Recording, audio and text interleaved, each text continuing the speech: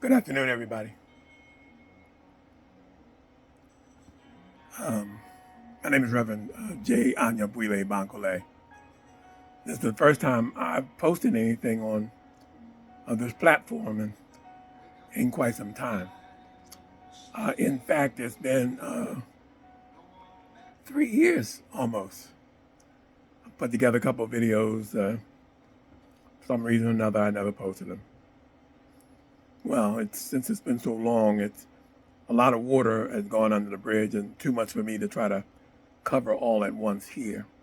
And since it's been so long, what I probably should do on today, and what I will do, is reintroduce myself.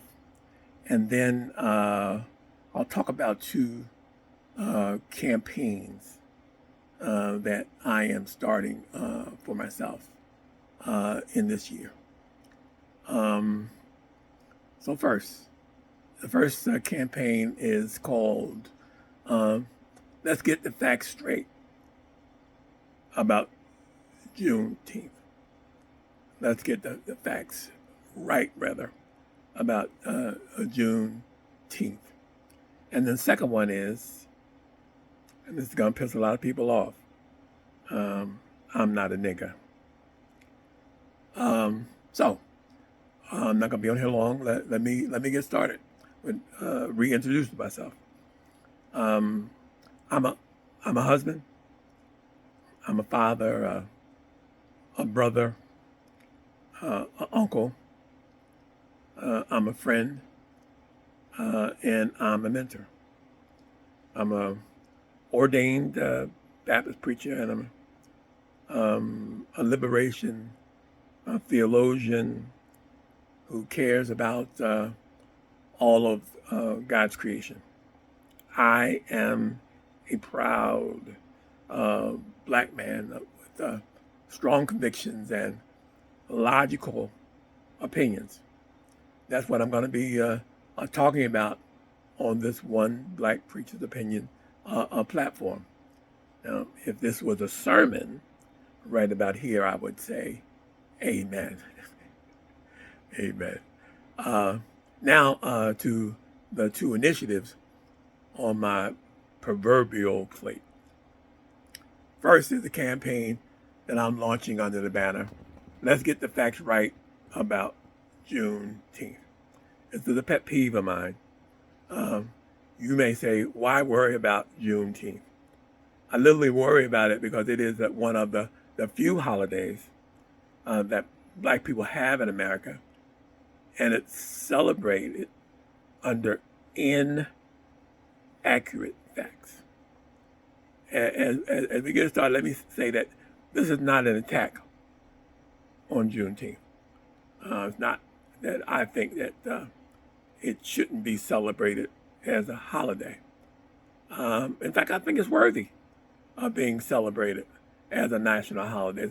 It's worthy to be celebrated based on the fact that June 19th, 1865, marks the fulfillment of the wartime mandate called the Emancipation Proclamation. Problem is, Juneteenth was not the last day of legal slavery in America, because the Emancipation Proclamation did not free everybody in America. That's a simple fact. It was a very important document. It helped the cause along, but the emancipation was not the document that made slavery, chattel slavery specifically, illegal in America. On June 20th, 1865, in several states of these United States, slavery was still legal and active. I believe the two states are Delaware and Missouri. Now, if there were legal slaves in Delaware and Missouri, how then could June 19th, 1865, be the last day of slavery in America? The confusion comes in around understanding what the Emancipation Proclamation actually did and what the 13th Amendment to the Constitution of the United States did. Very quickly, the Emancipation Proclamation was a wartime act by then President Abraham Lincoln. I don't want to get into a whole lot of detail about the fact that it wasn't a benevolent offering, because that really doesn't, that's irrelevant. But what he did was he tried to make a deal with the South that if they would stop the war, if they, then he would forgive them. But if they didn't, and this was in the end of 1862, he said, if you don't put down your arms and come on home on January 1st of 1863, I'm going to declare every black person that you have in bondage in the states that has seceded from the United States are free. You're going to take away their biggest resource. Okay. Well, Jefferson Davis and the boys of the Confederacy did not do that. And so then the executive order went into effect on January 1st, 1863. And it took 2 years for all of the states that had rebelled and seceded from the United States to be, I guess, conquered.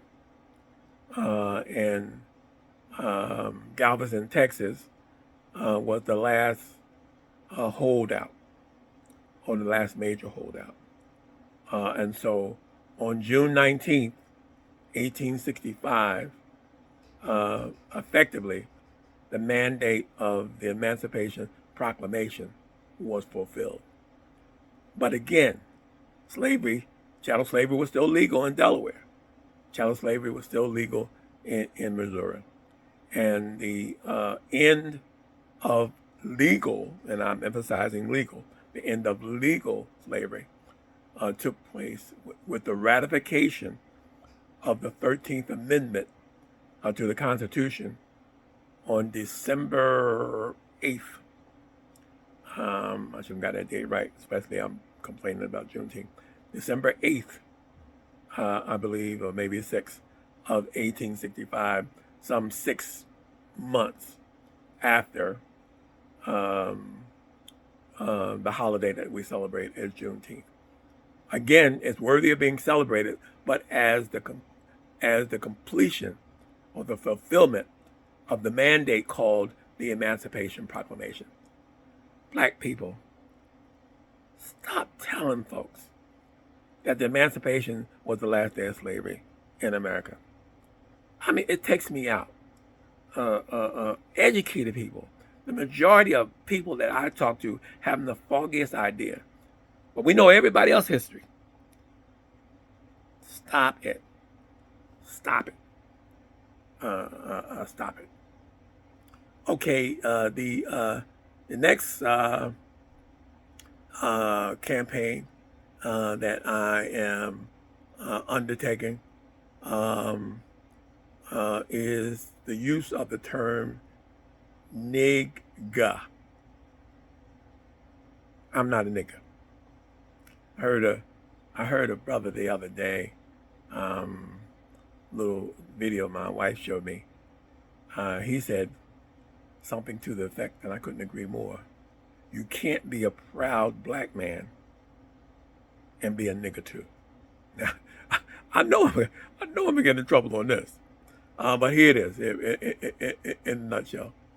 I don't know. For nearly 500 years, the term nigger, Nigger, has been a contemptuous term used for black people. It's offensive and derogatory in nature. Full stop. Nigga, regardless of what people say, is the same word with lipstick and a little bit of cologne on it. Stinks to high heaven. To say that it's a term of endearment is really psychotic in nature.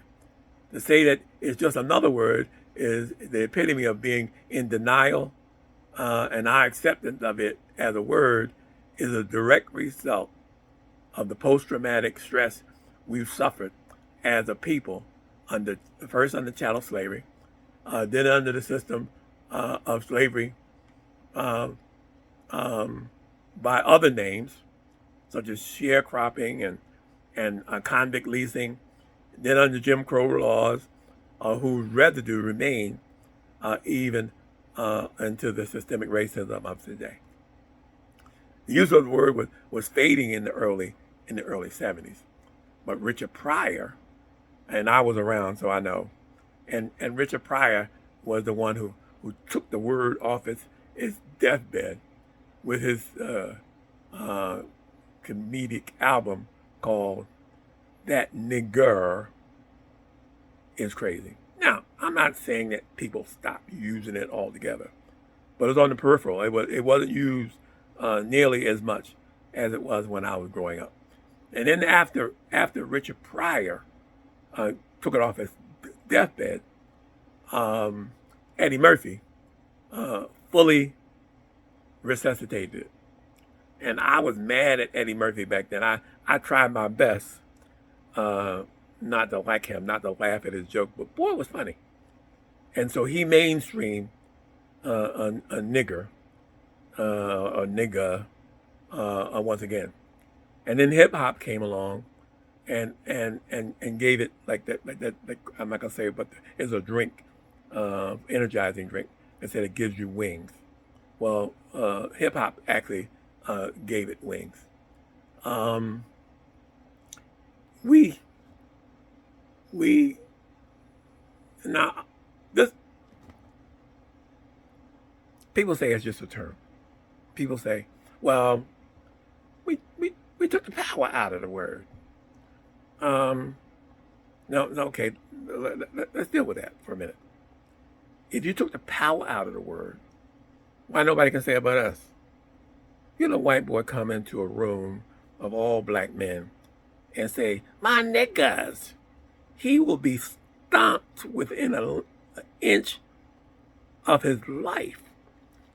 So we don't think the word is a term of endearment. So we came up with this psychotic excuse. Well, they can't call us that because we'll kill them. But we can call us that, and it's a term of endearment. Please.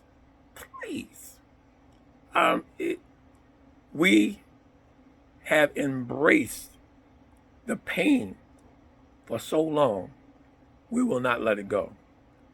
And we've made people into it's a $1 billion industry of people defaming our race.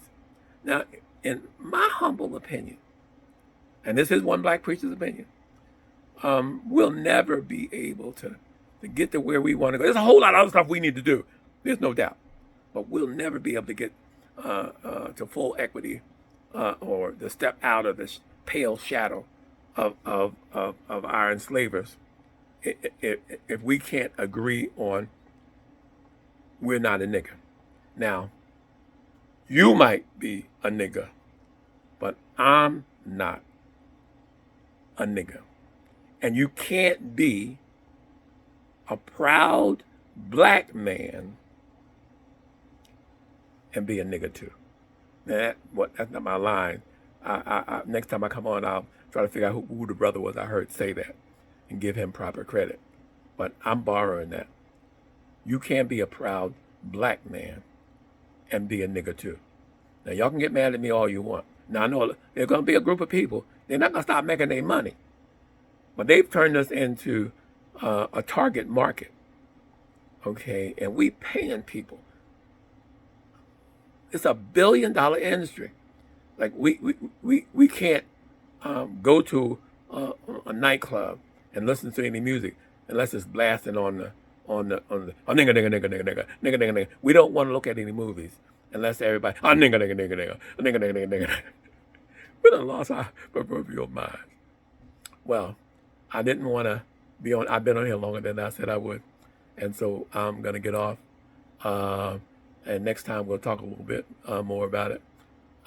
If you like what I've said, or if you're intrigued, like it, subscribe to my channel. If you think that something is off about either the Juneteenth argument or the nigga nigga nigga thing, give me some comments. Until next time, if the creek don't rise and the Lord delays his coming, I'll meet you right back here in this space for another One Black Preacher's Opinion. Wake up, everybody. Wake up.